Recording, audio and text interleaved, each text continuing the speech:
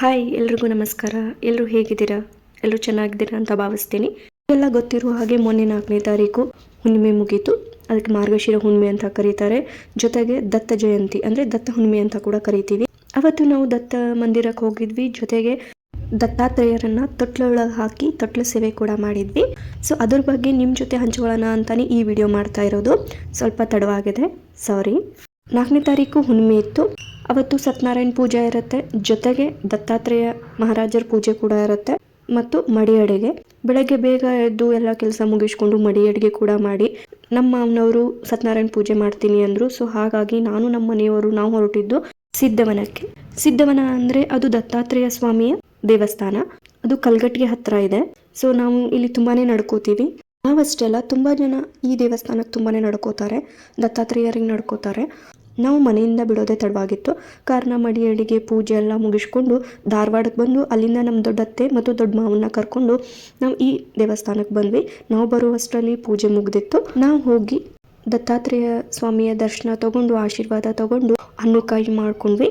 ಜೊತೆಗೆ ಅವಧೂತರ ದರ್ಶನ ಕೂಡ ತಗೊಂಡ್ವಿ. ಹೌದು, ಇಲ್ಲಿ ಅವಧೂತರು ಇರ್ತಾರೆ. ಸೊ ಅವ್ರ ದರ್ಶನ ಕೂಡ ತಗೊಂಡು ಅವ್ರಿಗೂ ನಮಸ್ಕರಿಸಿ ನೆಕ್ಸ್ಟ್ ಅಲ್ಲಿಂದ ಔದುಂಬರ ಗಿಡಕ್ಕೆ ಹೋದ್ವಿ. ಅಲ್ಲಿ ಪ್ರದಕ್ಷಿಣೆಯನ್ನು ಹಾಕೊಂಡ್ವಿ. ಇಲ್ಲಿ ಇನ್ನೊಂದೇನೆಂದರೆ, ಈ ಔದುಂಬರ ಕಟ್ಟೆಗೆ ಪ್ರದಕ್ಷಿಣೆ ಹಾಕುವಾಗ ಒಂದು ಮಂತ್ರ ಕೊಡ್ತಾರೆ. ಆ ಮಂತ್ರ ಹೇಳ್ತಾ ಅಲ್ಲಿ ಪ್ರದಕ್ಷಿಣೆಯನ್ನು ಹಾಕಬೇಕು. ಆ ಮಂತ್ರ ಯಾವುದು ಅಂದರೆ ನಾನು ಹೇಳ್ತೀನಿ ನಿಮಗೆ. ಆ ಮಂತ್ರ ಹೇಳ್ತಾ ಹೇಳ್ತಾ ಪ್ರದಕ್ಷಿಣೆ ಹಾಕೋದ್ರಿಂದ ನಮ್ಮ ಆಸೆಗಳು ಏನೇ ಇದ್ರೂ ಈಡೇರುತ್ತೆ ಅಥವಾ ನಮ್ಮ ಕಷ್ಟಗಳು ಏನೇ ಇದ್ರೂ ಪರಿಹಾರ ಆಗುತ್ತೆ ಅಂತ ಅವಧೂತರು ಹೇಳ್ತಾರೆ. ಸೊ ಅವ್ರು ನಮಗೆ ಈ ಮಂತ್ರನ ಹೇಳಿದರು. ಆ ಪ್ರದಕ್ಷಿಣೆ ಹಾಕುವಾಗ ಈ ಮಂತ್ರವನ್ನು ನಾವು ಹೇಳ್ತಾ ಪ್ರದಕ್ಷಿಣೆ ಹಾಕೋದ್ರಿಂದ ತುಂಬ ಅಂದರೆ ತುಂಬಾ ಒಳ್ಳೆಯದಾಗುತ್ತೆ ಅಂತೆ. ಸೊ ನಾವು ಪ್ರತಿ ಸಲ ಹೋದಾಗೂ ಆ ಮಂತ್ರ ಹೇಳ್ತಾನೆ ಪ್ರದಕ್ಷಿಣೆ ಹಾಕೋದು. ಸೊ ಆ ಮಂತ್ರ ಯಾವುದು ಅಂದರೆ, ಏಕ ಏವ ಪರಬ್ರಹ್ಮ ಪರಮಾತ್ಮ ದಿಗಂಬರ ಸ್ವಯಮೇವ ಗುರು ಸಾಕ್ಷಾತ್ ಸುಬ್ರಾಯ ಪಾತುನ ಸದಾ. ಇದೇ ಆ ಮಂತ್ರ. ವಿಡಿಯೋದಲ್ಲಿ ನೋಡಿದಾಗೆ ಈ ದೇವಸ್ಥಾನದ ಮೇಲ್ಗಡೆ ಒಂದು ಈಶ್ವರನ ಮೂರ್ತಿ ಇದೆ.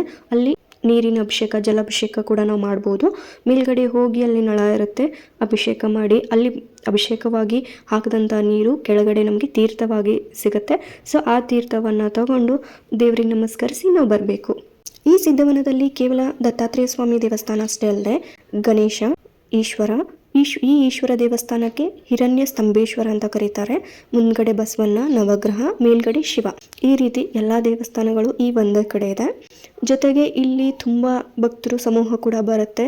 ಆಮೇಲೆ ಬಂದವರು ಯಾವತ್ತು ಹಾಗೆ ಹೋಗಲ್ಲ, ಖಾಲಿ ಹೊಟ್ಟೆಲಿ ಹೋಗಿದ್ದು ಹಿಸ್ಟ್ರಿಯಲ್ಲೇ ಇಲ್ಲ. ಕಾರಣ ಇಲ್ಲಿ 3 ಹೊತ್ತು ಪ್ರಸಾದ ವ್ಯವಸ್ಥೆ ಇದೆ. ಸಂಜೆ ಬಂದರೆ ಟೀ ವ್ಯವಸ್ಥೆ ಕೂಡ. ಸೊ ಬಂದವ್ರನ್ನ ಹಾಗೆ ಯಾವತ್ತು ಇಲ್ಲಿಂದ ಕಳಿಸಿಲ್ಲ. ಅಷ್ಟೇ ಪದ್ಧತಿ ಕೂಡ ಇಲ್ಲಿ ಮೇಂಟೈನ್ ಮಾಡ್ತಾರೆ. ಪ್ರಕೃತಿ ಸೌಂದರ್ಯದ ನಡುವೆ ಇರೋ ಈ ದೇವಸ್ಥಾನ ತುಂಬ ಪ್ರಶಾಂತವಾಗಿದೆ. ಒಂದ್ಸಾರಿ ಇಲ್ಲಿ ಬಂದರೆ ಪದೇ ಪದೇ ಬರಬೇಕು ಅಂತ ನಿಮಗೆ ಅನಿಸುತ್ತೆ.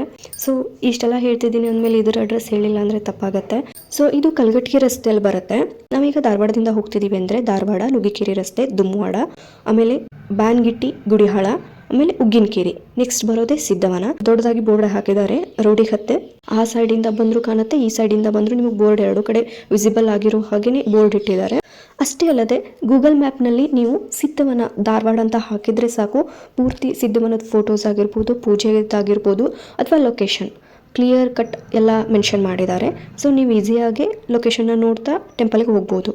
ಪಾಸಿಬಲ್ ಆದರೆ ಒಂದ್ಸರಿ ಖಂಡಿತವಾಗಿಯೂ ಭೇಟಿ ಕೊಡಿ. ತುಂಬ ಚೆನ್ನಾಗಿದೆ ದೇವಸ್ಥಾನ. ನಾವು ದರ್ಶನ ತಗೊಂಡು ಮನೆಗೆ ಹೋಗಿ ನಮ್ಮ ಅತ್ತೆ ಮಾವನ್ನ ಮನೆಗೆ ಬಿಟ್ಟು ನೆಕ್ಸ್ಟ್ ಅಲ್ಲಿಂದ ನಾವು ಹೊರಟಿದ್ದು ನಮ್ಮ ರಿಲೇಷನ್ ಮನೆಯಲ್ಲಿ ದತ್ತಾತ್ರೇಯ ಗುಡಿ ಇದೆ. ಸೊ ಅಲ್ಲಿ ಅವತ್ತು ಅವರು ದತ್ತಾತ್ರೇಯರನ್ನ ತೊಟ್ಟಿಲೊಳಗೆ ಹಾಕಿ ತೊಟ್ಟಿಲು ಶಾಸ್ತ್ರ ಮಾಡ್ತಾಯಿದ್ರು. ಸೊ ಆ ಪೂಜೆಗೆ ನಾನು ನಮ್ಮ ಮನೆಯವರು ಅಲ್ಲಿಂದ ಹೊರಟ್ವಿ. ನಾನು ಅವ್ರ ಮನೆಗೆ ಹೋಗಿದ್ದು ಫಸ್ಟ್ ಟೈಮೇ, ಅದೇ ರೀತಿ ಪೂಜೆಗೆ ಭಾಗವಹಿಸಿದ್ದು ಫಸ್ಟ್ ಟೈಮೇ. ಅವ್ರು ಪ್ರತಿ ವರ್ಷವೂ ಈ ರೀತಿ ದತ್ತ ಜಯಂತಿ ಎಂದು ಮಂದಿನೆಲ್ಲ ಕರೆದು ದತ್ತಾತ್ರೇಯರಿಗೆ ಪೂಜೆ ಮಾಡ್ತಾರೆ, ತೊಟ್ಟಿಲು ಶಾಸ್ತ್ರ ಮಾಡ್ತಾರಂತೆ. ಸೊ ತುಂಬಾ ಖುಷಿ ಆಯಿತು ಪೂಜೆ ನೋಡಿ, ಭಾಗವಹಿಸಿ ಮಂಗಳಾರತಿ ಎಲ್ಲ ಹಾಡಿದ್ರು, ಪೂಜೆಗಳನ್ನ ತುಂಬ ಚೆನ್ನಾಗಿ ಮಾಡಿದ್ರು, ಸಂಕಲ್ಪ ಎಲ್ಲ ಮಾಡಿಸಿದ್ರು.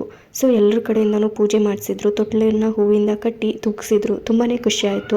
ಅದರಲ್ಲಿ ಕೊಂಚೆಗೆ ಕಟ್ಟಿರುವಂಥ ಕಾಯಿನ ಹಾಕಿ ಸೇಮ್ ಹೆಸರಿಡುವಾಗ ಏನೇನು ಮಾಡ್ತಾರೋ ದತ್ತಾತ್ರೇಯರಿಗೆ ಆ ರೀತಿ ಕೆಳಗಿಂದ ಮೇಲೆ, ಮೇಲಿಂದ ಕೆಳಗೆ ಮಗುವಿನ ಆಟ ಆಡಿಸಿದಾಗೆ ಆ ದತ್ತಾತ್ರೇಯರ ಕಾಯನ್ನು ಇಬ್ಬರು ಸೇರಿ ಆಟ ಆಡಿಸಿದ್ರು. ತುಂಬ ಚೆನ್ನಾಗಂದರೆ ತುಂಬ ಚೆನ್ನಾಗೇ ಪೂಜೆ ಮಾಡಿದರು. ನನಗಂತೂ ಹೋಗಿದ್ದಕ್ಕೆ ತುಂಬಾ ಖುಷಿ ಆಯಿತು. ಪೂಜೆ ಎಲ್ಲ ಮುಗಿದ್ಮೇಲೆ ಪಂಚಾಮೃತ, ತೀರ್ಥ, ಉಸುಳಿ ಪ್ರಸಾದ ಕೊಟ್ಟರು. ದತ್ತ ಹುಣ್ಣಿಮೆಯಂದು ಅಂದರೆ ದತ್ತ ಜಯಂತಿಯಂದು ದತ್ತಾತ್ರೇಯ ಟೆಂಪಲ್ಗೆ ನೀವು ಎಲ್ಲೇ ಹೋದರೂ ಅವತ್ತು ನಿಮಗೆ ಉಪಹಾರ ಸಿಗುತ್ತೆ, ಇಲ್ಲ ಅಂದರೆ ಪ್ರಸಾದ ಅಷ್ಟೇ ಸಿಗುತ್ತೆ. ಅವತ್ತು ಎಲ್ಲೂ ಊಟದ ಪ್ರಸಾದ ಇರಲ್ಲ, ಮೀನ್ಸ್ ಅನ್ನ ಸಾರು ಈ ಟೈಪ್ ಪ್ರಸಾದ ಇರಲ್ಲ. ಮರುದಿನ ಸತ್ಯನಾರಾಯಣ ಪೂಜೆ ಮಾಡಿ ಪ್ರಸಾದ ವ್ಯವಸ್ಥೆ ಇರುತ್ತೆ. ಅವತ್ತು ಈ ರೀತಿ ಪ್ರಸಾದವಾಗಿ ಉಸುಳಿ ಕೂಡ ಕೊಡ್ತಾರೆ. ಇಲ್ಲ ಅಂದರೆ ಈಗ ನಾನು ಸಿದ್ಧವನಕ್ಕೆ ಹೋಗಿ ಬಂದ್ವಿ ಬೆಳಗ್ಗೆ. ಸೊ ಆ ಸಿದ್ಧವನದಲ್ಲಿ ಏನಿತ್ತು, ಅವಲಕ್ಕಿ ಪ್ರಸಾದ ಇತ್ತು. ಅವಲಕ್ಕಿ, ಮಜ್ಜಿಗೆ, ಹಣ್ಣು, ಪಂಚಾಮೃತ ಈ ರೀತಿ ಪ್ರಸಾದ ಇತ್ತು. ಎರಡು ಕಡೆಗಳಲ್ಲೂ ಮರುದಿನ ಸತ್ಯನಾರಾಯಣ ಪೂಜೆ ಮತ್ತು ಪ್ರಸಾದ ವ್ಯವಸ್ಥೆ ಕೂಡ ಇತ್ತು. ಪೂಜೆ ಎಲ್ಲ ಮುಗಿಸ್ಕೊಂಡು ನಾವು ಹೊರಟಿದ್ದು ನಮ್ಮ ಊರ ಕಡೆಗೆ. ಆಲ್ರೆಡಿ ಲೇಟ್ ಆಗಿತ್ತು. ಸೊ ಮನೆಗೆ ಬಂದು ಫ್ರೆಶ್ ಅಪ್ ಆಗಿ ನಮ್ಮ ಮಾವನವರು ಸತ್ಯನಾರಾಯಣ ಪೂಜೆ ಮಾಡಿದ್ರು. ಮನೆಗೆ ಬಂದು ನಮ್ಮ ಮನೆಯಲ್ಲಿರುವಂಥ ಸತ್ಯನಾರಾಯಣಗೂ ನಮಸ್ಕರಿಸಿ ಪ್ರಸಾದ ಸ್ವೀಕರಿಸಿದ್ವಿ. ಸೊ ನೋಡ್ತಿದ್ದೀರಲ್ಲ, ದತ್ತ ಹುಣ್ಣಿಮೆ ಎಂದು ನಾವು ಹೋಗಿರುವಂಥ ದೇವಸ್ಥಾನಗಳು ಮತ್ತು ಪೂಜೆಗಳನ್ನು ನೋಡಿದ್ರಿ. ನಿಮಗೂ ಕೂಡ ಈ ವಿಡಿಯೋ ಇಷ್ಟ ಆಯಿತು ಅಂತ ಅನ್ಕೋತೀನಿ. ನೆಕ್ಸ್ಟ್ ವಿಡಿಯೋದಲ್ಲಿ ಮತ್ತೆ ಸಿಗೋಣ. Thank you for watching.